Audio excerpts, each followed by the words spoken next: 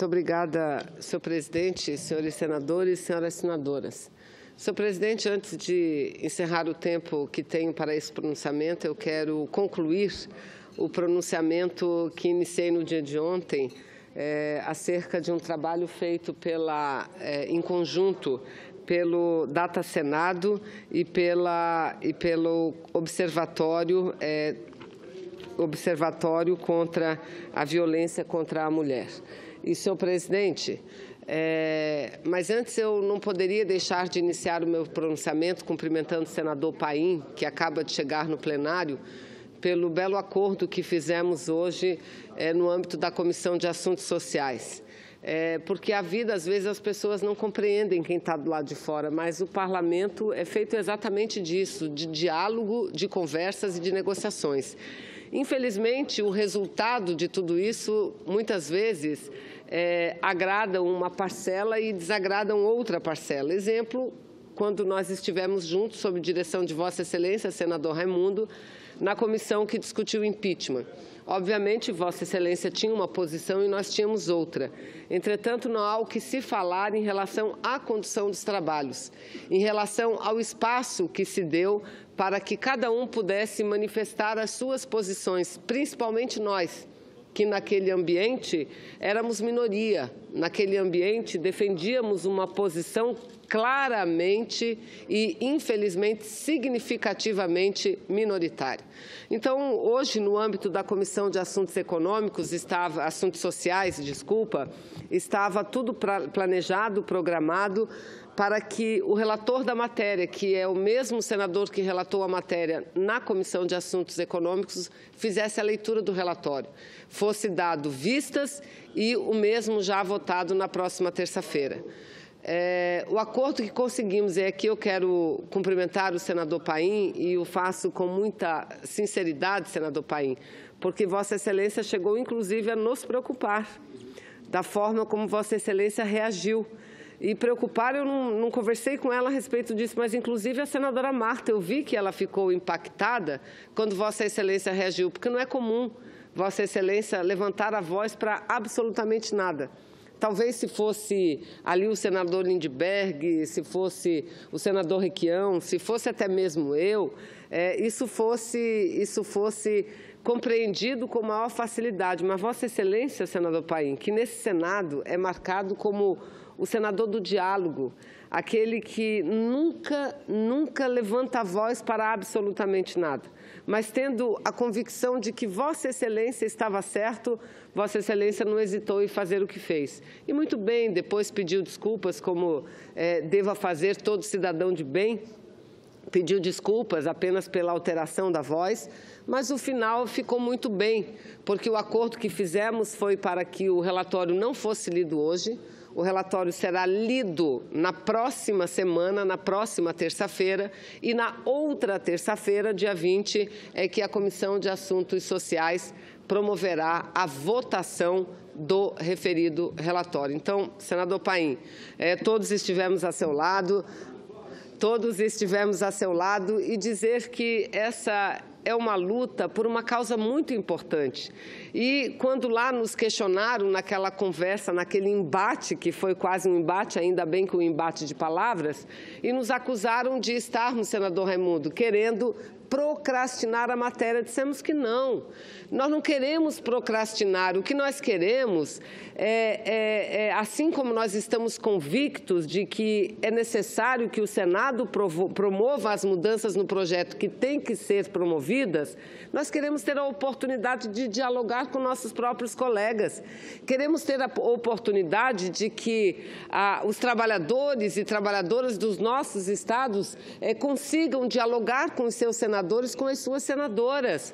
É essa a oportunidade que nós queremos. Então, uma matéria tão impactante, que mexe com uma lei que tem mais de 70 anos, que é a CLT, e mexe tanto com esta lei, uma matéria que muda de forma tão radical as relações de trabalho no Brasil, que mexe e retira tantos direitos, os mínimos direitos dos trabalhadores, não pode ser votado da forma como está. Então, nós não queremos procrastinar, pelo contrário, aceitamos até votar uma reforma trabalhista, mas não nos termos em que ela está posta, porque não ajuda o trabalhador, pelo contrário, ela prejudica o trabalhador, mas prejudica muito, não é pouco, senador Raimundo. E tanto prejudica que eu pego aqui o relatório da matéria, tanto ela prejudica que o próprio relator da matéria faz muitas críticas do início ao fim do relatório, mas recomenda vetos e medidas provisórias para 6 itens somente.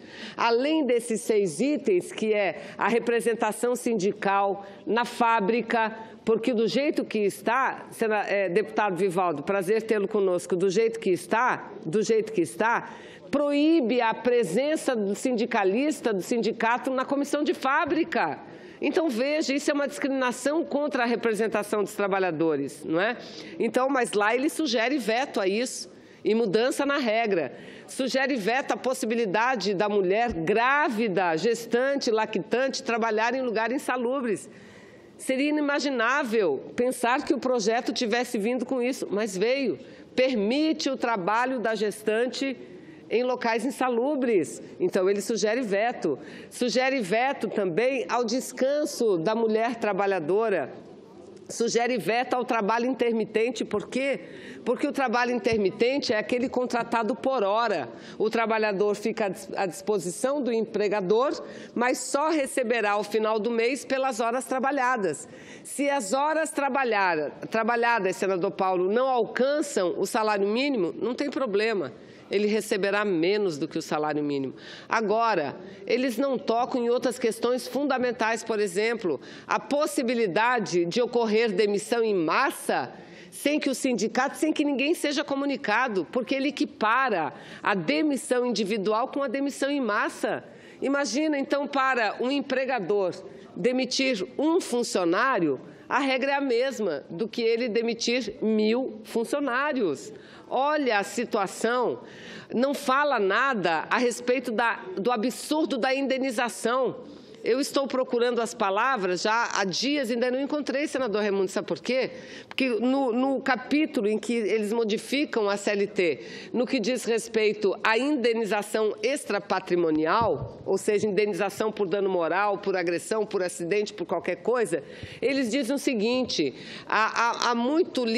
é muito forte o livre-arbítrio do Poder Judiciário, da Justiça Trabalhista, para definir o valor da indenização. Então, há de haver regras, ok, mas se há de haver regras para indenizações, que as regras sirvam para todos os ramos da justiça, a civil, não só a trabalhista, a criminal, porque também aí perdura o livre-arbítrio do magistrado, não é? Mas aí eles estabelecem, senador Raimundo, eles estabelecem uma regra para a indenização. E sabe qual é? Sabem, vossas excelências, qual é a regra, senador Dário? A regra é o seguinte, a indenização será paga de acordo com o valor do salário que o trabalhador ou a trabalhadora recebam. Então, digamos, vossa excelência ganha R$10.000 por mês. Eu ganho R$1.000 por mês. Nós dois sofremos o mesmo dano no nosso ambiente de trabalho. Ou caiu um teto, ou uma máquina estourou, e nós dois sofremos o mesmo dano. Vossa Excelência, se o dano for leve, Vossa Excelência será indenizado 10 vezes o seu salário. Se Vossa Excelência ganha R$10.000, receberá quanto? R$100.000. E eu que ganho R$1.000 serei indenizado em quanto? R$10.000. Olha, eles estão escrevendo, isso é inconstitucional, eles estão escrevendo na lei que a pessoa não vale o que ela é, a pessoa vale o que ela ganha. Se já não bastasse a discriminação dessa sociedade de classe que a gente vive hoje, senador Paim, eles ainda aumentam. E isso é pior, é uma discriminação humana, é uma discriminação não só social, humana, porque eles dizem o seguinte, eles incentivam, por exemplo, quando há um assédio no ambiente do trabalho, eles incentivam que o superior assedie a operária, aquela do chão de fábrica, assedie a que trabalha na empresa terceirizada dos serviços gerais, porque só ganha um salário mínimo, portanto, a indenização será menor. Incentiva a que agridam, a que assediem as pessoas mais simples, as pessoas mais humildes. Isso está lá no projeto. Isso está lá no projeto. E eu vou conceder uma parte, mas antes de conceder uma parte a Vossa Excelência, a gente pode passar amanhã aqui, o senador Paim, 3 horas, leu o seu voto separado. Eu li meu voto separado em 1 hora e pouco, mas nós levantamos os mesmos pontos, são mais de 50 pontos fatais contra o trabalhador. Agora, não prejudica só o trabalhador, prejudica o Estado brasileiro, prejudica o poder público, diminui a arrecadação porque abre brechas. E aí, eu sei, senador Raimundo, que Vossa Excelência é um empresário. E eu não quero que diga aqui que eu estou generalizando, porque eu nunca gostei de generalização, eu não quero aqui criticar empresários, porque assim como na política, como em qualquer segmento da vida, se existem os maus, existem os bons. E eu sou daquelas que acredita ainda que a maioria são os bons, mas que se contaminam e são manchados pelos maus. Então, também existem bons empresários, mas o projeto não contribui com os bons empresários. O projeto facilita a vida dos maus empresários. Ele cria a figura do autônomo exclusivo. Gente, vamos pegar o dicionário. Autônomo, o significado da palavra autônomo não combina com exclusividade, porque ele é autônomo. Ele é autônomo porque ele é livre para escolher onde trabalhar, para quem trabalhar e quanto trabalhar. Então, não pode ser um autônomo exclusivo para trabalhar só para uma empresa, deixa de ser autônomo e passa a ter vínculo empregatício. Não, autônomo. E qual é a diferença de uma coisa para outra? O autônomo é autônomo, não contribui para a Previdência Social. O empregador não contribui para a Previdência Social. Lá tira dinheiro da Previdência Social. Mas mais do que isso, parte do salário, aliás, quem ganha mais de R$11 mil, esses aí o que vale não é nem a convenção coletiva, o que vale é o acordo individual, porque o cara ganha R$11 mil. R$11 mil, 2 tetos da Previdência Social. E aí, qual é o profissional graduado que não vai fazer ou que vai negar um acordo individual? Não vai negar, porque senão ele perde o emprego. Então, a lei prevê, senador Raimundo Lira, sabe o quê? Que parte do salário, sob parte do salário não incide a Previdência Social. Que parte é essa?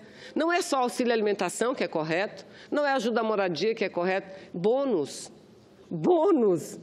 E aí dizem da lei, pode ser recebido permanentemente, ou seja, de forma contínua.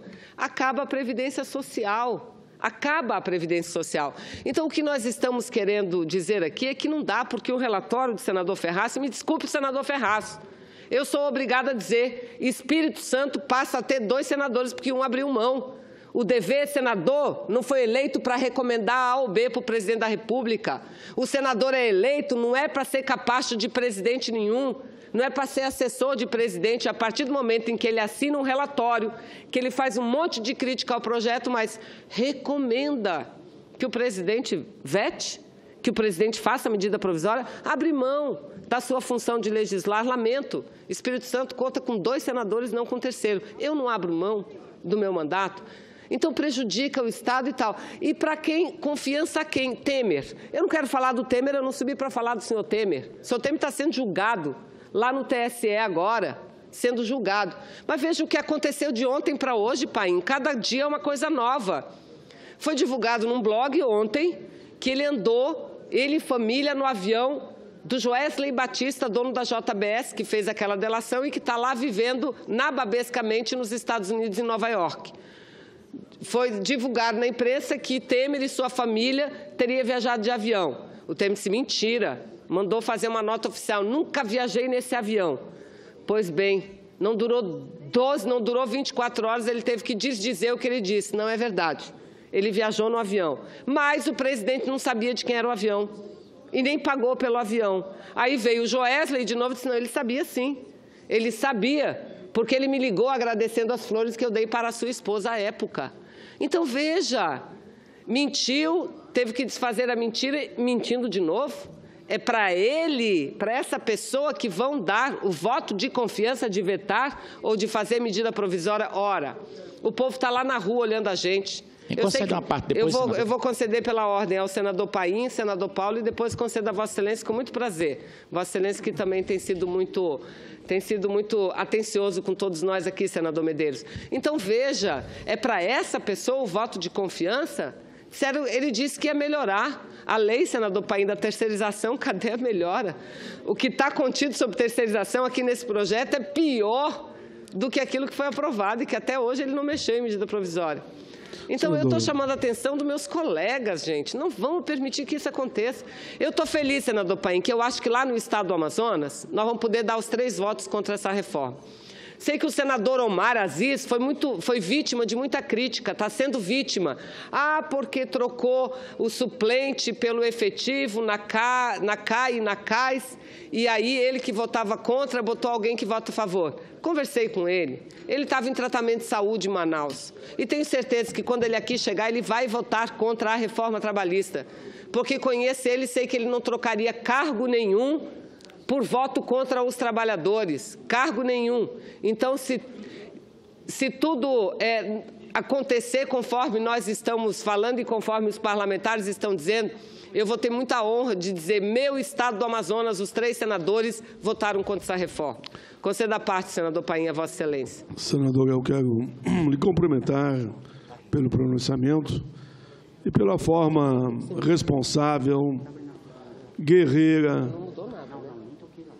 como Vossa Excelência se porta dentro aqui do Senado na defesa dos trabalhadores do campo, da cidade, da área pública, da área privada, dos empreendedores, como destacou agora, que têm responsabilidade social.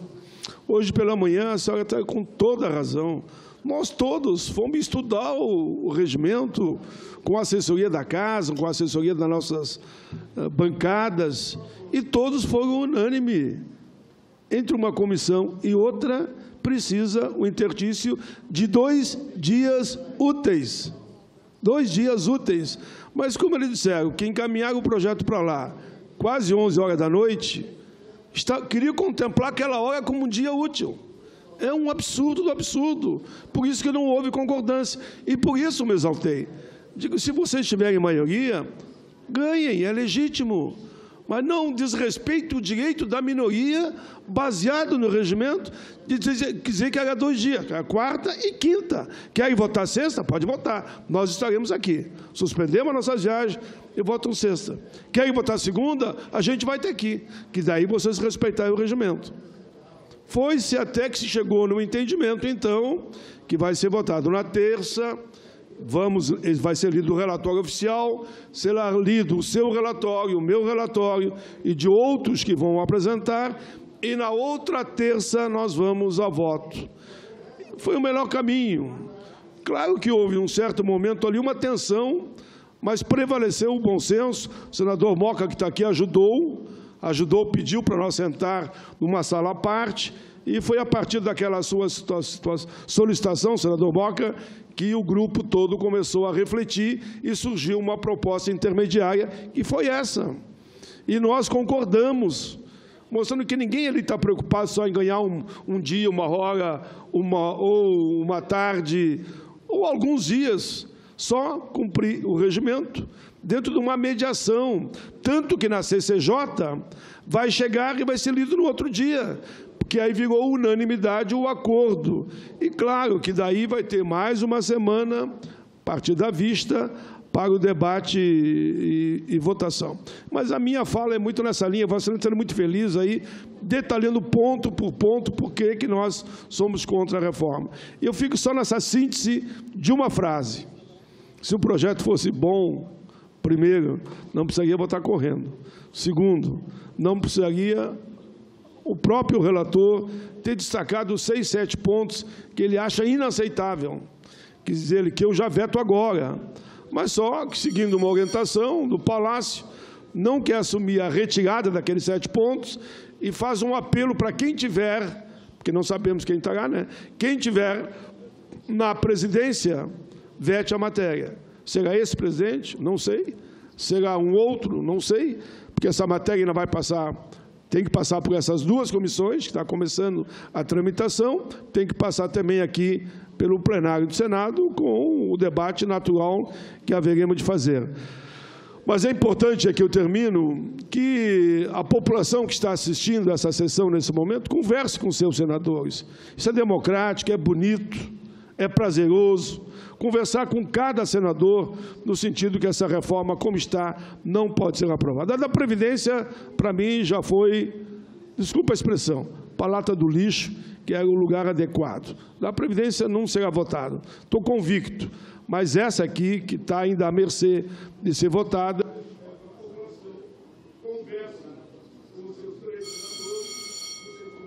não votem favorável a essa proposta. Parabéns a Vossa Excelência. Eu é que agradeço a parte de Vossa Excelência, que sem dúvida nenhuma contribui muito com o pronunciamento. E é isso, senador Paim, o nosso objetivo é dialogar sobre o projeto. Por que delegar ao Executivo aquilo que é dever do Legislativo? Por quê? E num momento de crise tão profunda que nós vivemos, todos, é voz corrente que todos dizem, não sabem quem será o presidente de amanhã. Então, eu não quero aqui fazer qualquer tipo de especulação sobre esse projeto, mas é isso, é evidente, foram muitas emendas, não só emendas nossas, emendas daqueles que compõem a base do governo, senadores e senadoras, e aceitar essa pactuação. Então, fica difícil para todos nós. Senador Paulo Rocha, se o presidente Raimundo me permite, eu concedo a parte a Vossa Excelência.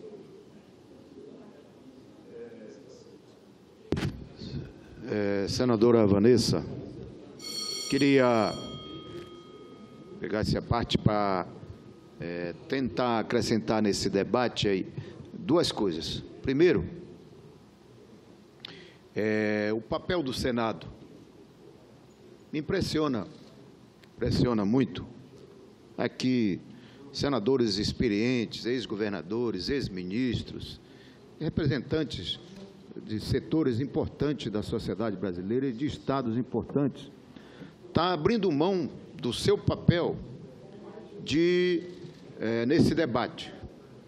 Ninguém, e nós não somos, contra modernizar e atualizar as leis, principalmente a questão do trabalho, porque equilibra ou reequilibra o processo dos avanços, da modernidade, para poder perseguir a produtividade, enfim, a geração de emprego. Acho que isso ajuda, inclusive, na economia. Mas o que está posto não é verdade. O que está posto é um retrocesso, é uma precarização, é retrocesso há décadas ou século da luta de um povo, principalmente da classe trabalhadora, nas conquistas. E a luta do trabalho foi sempre para equilibrar a relação capital e trabalho. E avançamos muito no Brasil. A estrutura sindical que nós temos hoje é produto dessa luta. Pois bem, esta lei desmonta, no mínimo desvaloriza ou desorganiza a estrutura sindical do nosso país, da mão da classe trabalhadora, além do retrocesso. Então, o que é que nós questionamos? Que o Senado brasileiro não pode abrir mão disso. Primeiro, a ilegitimidade do governo em mandar uma mudança para cá tão profunda na conquista de uma geração, de um povo, da classe trabalhadora. Acabar de uma cajadada só. A CLT, os avanços que nós conquistamos na Constituição de 88 e as políticas públicas implementadas nos governos populares que nós construímos no nosso país é de um retrocesso, é de rasgar a história da luta de um povo que sempre foi a busca de equilibrar a relação capital e trabalho. Porque a história do capital do nosso país, ela tem uma visão escravocrata. E nós já deixamos para trás esse processo. Agora, com esta tal de reforma trabalhista, querem retroceder a décadas ou século das conquistas do avanços e da equilíbrio entre relação capital e trabalho. Por isso, senadora, nós temos que nos unir aqui para evitar com que esta reforma trabalhista seja concluída. Por quê? Porque ela não resolve o problema da tal da modernidade e também vai ao encontro do processo de recuperar o desenvolvimento e o crescimento do nosso país. Perfeitamente. Eu agradeço, senador Paulo Rocha, pela parte. E, contando com a benevolência do senador Raimundo, eu concedo a parte, senador Medeiros, a Vossa Excelência, apenas não por mim, mas por ele, porque são vários outros oradores pedindo brevidade para que a gente possa concluir. Senhor presidente, muito obrigado. Muito obrigado, senadora Vanessa, pela parte. Me permita divergir de Vossa Excelência e citar algumas partes que Vossa Excelência citou aqui sobre a questão do presidente viajar num avião.